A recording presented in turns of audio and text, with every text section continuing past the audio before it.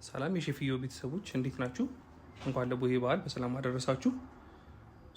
ዛሬ ሙልሙል ሁሉም ሰው ቤት የማይቀር ነውና እናቴ ሙልሙል ስታዘጋጅ ለምን ደግሞ ከጎን የሚቀርብ ቆንጆ የሆነ ከድንች የሚሰራ እንደ እርጥብ አይነት ኮንሴፕት ያለው ሆኖ ግን እንደ ቦል ቢቀርብ ምን ይመስላል የሚለውን ነው ለማሳየት የሞከርኩት። በጣም ቆንጆና ከለርፉል ነበር እና ደግሞ በጣም ጣፋጭም ነበር። ለዚህ አንደኛው ኮምፖነንት ጓካሞሌ ወይም ደግሞ ከአቮካዶ የሚሰራ የሜክሲካን ዲፕ ነው የምንሰራው። ይሄንን ለመስራት መጀመሪያ የሚያስፈልገን አቮካዶ ሲሆን አቮካዶችን ቆንጆ የበሰለ አቮካዶ ማሽ ከማድረግ እንጀምራለን። ከዛም ደቆ የተከተፈ ሽንኩርት፣ ቃሪያ እና ቲማቲም እንጨምርበታለን ማለት ነው። እነሱን ጨምረን ካቀላቀልን በኋላ ወደ መቀመም ነው የምንሄደው። ሎሚ እናደርግበታለን፣ ዘይት፣ ጨው እና ቁንዶ በርበሬ አድርገን ሚክስ አድርገን ወደ ጎን እናስቀምጠዋለን ማለት ነው። ይህን የአቮካዶ አሰራር ለብዙ ነገር መጠቀም እንችላለን። ከነዛ መሀል ለራሱን እንደ ዲፕ አድርገን መጠቀም እንችላለን እና ደግሞ አቮካዶ እንደምታውቁት በጣም ከብዙ ነገር ጋር መግባት የሚችል እና ቨርሳታይል የሆነ ፍሩት ነው። ብዙ ቦዲ ቢልደሮችም ጤናቸውን የሚጠብቁ ሰዎችም የሚመርጡት አይነት ፍሩት ነው እና በኔክስት በሚመጡት ቪዲዮዎቼ ላይ እንዴት አድርገን ቆንጆ የሆኑ ዲፖች ወይም ደግሞ የሳንድዊች ስፕሬዶች እንዴት አድርገን እንደምንጠቀማቸው በሌላ አሰራር በደንብ ይዤላችሁ እመጣለሁ።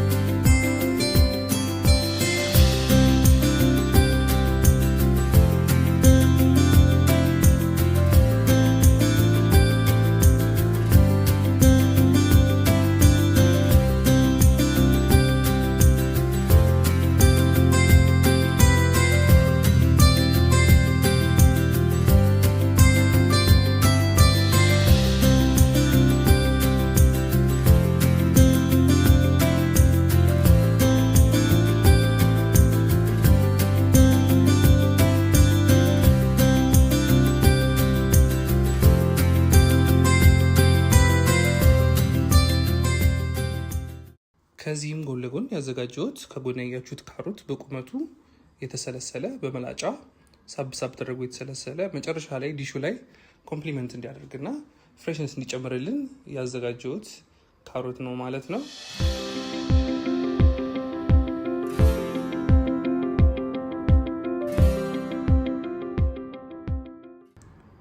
አሁን የምንቀጥለው ወደ ሩዙ አሰራር ነው። ሩዙን ለመስራት መጀመሪያ የሚያስፈልገን ሚዲየም የሆነች ፖት እናዘጋጅና እዛ ውስጥ ዘይታችን ጨምረን ፓስታ ደቀቅ አድርገን እንሰባብርና እናዘጋጀዋለን። እሱን ሰባብረን ያዘጋጀነውን ፓስታ መጀመሪያ ከዘይቱ ጋር እንጠብሰውና ሚዲየም ብራውን ወይም ደግሞ በደንብ ብራውን እስኪሆን ድረስ መጥበስ ትችላላችሁ። በደንብ ብራውን በሆነ ቁጥር ደግሞ ነቲ የሆነ ፍሌቨር ወጥቶ ቆንጆ የሆነ ፍሌቨር ለሩዙ ይጨምርለታል። እንደምታዩት ምስሉ ላይ እንደምታዩት ብራውን ሲሆንላችሁ ሽንኩርት ደቆ የተከተፈ ተጨምሩበታላችሁ። ሽንኩርቱን ጨምራችሁ እየጠበሳችሁት ቆንጆ የሆነ ሽታና ሀሪፍ የሆነ ሽንኩርቱም የመብሰል አይነት ነገር ሲኖረው ሩዛችን ጨምረን ደግሞ ትንሽ አብረን ውሃ ሳንጨምር እያማሰልን ፍሌቨሩን በደንብ እንዲወስድ እናደርገዋለን ማለት ነው። ከዚህ ላይ ቅመሞች የምንጨምርባቸው አሉ። እዛ ውስጥ ከሙን፣ ቁንዶ በርበሬ፣ ጨው፣ ትንሽዬ በርበሬ ጨምረን እናሸዋለን ማለት ነው።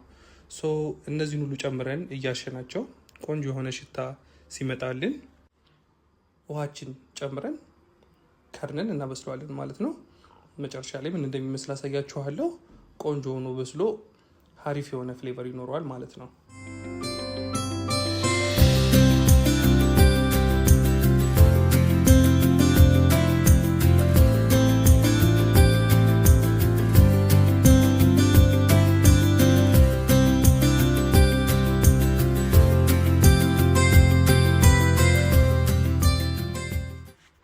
ቀጣይ የምንሄደው ድንቹን ወይም ደግሞ እርጥቡን ወደ ማዘጋጀት ነው የሚሆነው።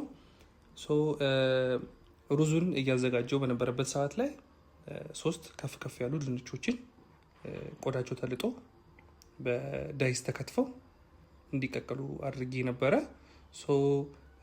እነሱ ደርሶ ከወጣልን በኋላ በጎን የምናዘጋጃቸው በአራት ማዕዘን የተከተፈ ቲማቲም፣ ቃሪያ፣ በቁመቱ የተከተፈ ሽንኩርት፣ ነጭ ሽንኩርት፣ እርድ፣ በርበሬ፣ ጨውና ቁንዶ በርበሬ ናቸው ማለት ነው የሚሆኑት ለዚህ እኛው ዲሽ መቀመሚያ የሚሆኑን ማለት ነው።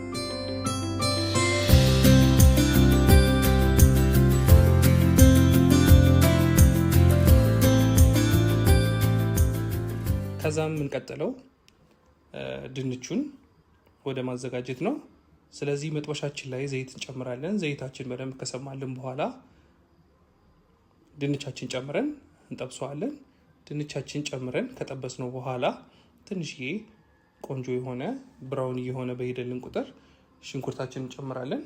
ሽንኩርታችን ከጨመርን በኋላ ሽንኩርታችን ቆንጆ የሆነ ወደ ብራውን አይነት ከለር ሲመጣልን ወይም ደግሞ በደንብ ሲበስልልን መቀመም እንጀምራለን ማለት ነው። መጀመሪያ በርበሬን የጨመርኩበት በርበሬያችን ጨምረን ምስሉ ላይ እንደምታዩት እንጠብሰዋለን። ከዛም እርድ እንጨምርበታለን። ትንሽዬ ቁንዶ በርበሬና ጨው አድርገን እንቀመመዋለን ማለት ነው። ይሄ እየበሰለልን እያለ ነጭ ሽንኩርታችን ጨምረን ትንሽ እናበስለዋለን። ከዛም ከነጭ ሽንኩርቱ ተከትሎ ቲማቲም እንጨምርበታለን። ቲማቲማችንና ነጭ ሽንኩርታችን ተጠብሶ ቆንጆ የሆነ ቴስት ሲይዙልን ቃሪያችን ጨምረን ትንሽ እናበስለዋለን ማለት ነው። እዚህ ላይ ቀምሳችሁ ጨውም ቁንዶ በርበሬ የሚያንሰው ከሆነ በምትፈልጉት ልክ መጨመር ትችላላችሁ። ኦፕሽናል የሚሆን ነገር ደግሞ ከዚህ ላይ ሚጥሚጣ ትንሽ መጨመር ትችላላችሁ። በርበሬው ብዙ የማቃጠል ነገር ስለሌለው፣ እኔ ግን ቃሪያው ስለሚበቃኝ አልጨመርኩበትም። ምስሉ ላይ እንደምታዩት በጣም ከለርፉል እየሆነና ቆንጆ እየሆነ ይመጣላችኋል። የጨመርናቸው ቅመሞቹ ደግሞ በደንብ ፍሬግራንት እየሆኑና በደንብ ቆንጆ የሆነ ፕሌዘንት የሆነ ሽታ ይኖራቸዋል። ያኔ ሬዲ እንደሆነ ማረጋገጥ ትችላላችሁ ማለት ነው። ሁሉም ነገር አሁን ደርሶልናል።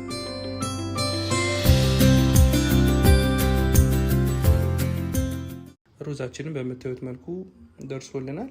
ስለዚህ አሴምብል ወደ ማድረግ ነው የምንሄደው። እናንተ በምትፈልጉት ሳህን ማቅረብ ትችላላችሁ። በቦል መሆን ይችላል። እኔ ግን ያቀረብኩት ዝርግ በሆነ ሳህን ነው። መጀመሪያ ያደረግኩት ከጎን ያዘጋጀነውን ሩዛችንን ነው። ከሩዛችን ቀጥሎ ደግሞ ያደረግኩትኝ ድንቻችን ነው። ድንቻችን በጣም ደስ የሚል ሽታ ነው ያለው። በጣም ቆንጆ የሆነ ፍሌወር አለው። ከሱ ጎን ደግሞ ቅድም ልጠን ያዘጋጀነውን ካሮት ፍሬሽነስ እና እንደምታዩት ዲሹ ላይ በጣም ቆንጆ የሆነ ኮምፕሊመንት ይጨምርለታል። ፍሬሽነሱንም በደንብ ኤሌቬት ያደርገዋል ማለት ነው ለዲሻችን። ከዛም ከላይ የጨመርኩት ቅድም ያዘጋጀነውን ጓካሞሌያችን ነው ማለት ነው፣ ወይም ደግሞ የአቮካዶ ሜክስቸራችን ነው። የተረፈውን እንዳታስቡ ከሙልሙል ዳቦ ጋር እኔ ግጥም አድርጌ ይበልችዋለሁ።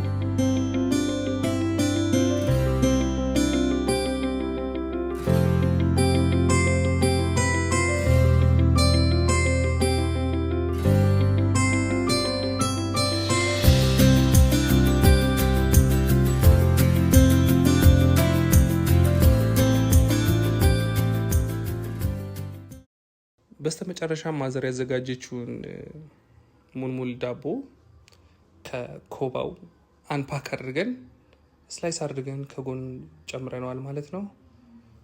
እንደዚህ እንደምታዩት በጣም ቆንጆ የሆነና ኢዝሊ መድረስ የሚችል ዊዝን 30 ሚኒትስ መድረስ የሚችል ቆንጆ የሆነ ዲሽ ነው የሰራውላችሁ። ይህንን ግዴታ ጾም እስኪሆን መጠበቅ የለባችሁም። በፍስክ ሰዓትም ማታ ማታ መክሰስ ሰዓት ላይም መመገብ ትችላላችሁ። እናመሰግናለን። እንደዚህ አይነት ቆንጆ ቆንጆ የሆነ ቪዲዮ እንዲደርሳችሁ ቻናላችን ሰብስክራይብ በማድረግ ተከታተሉን። እናመሰግናለን።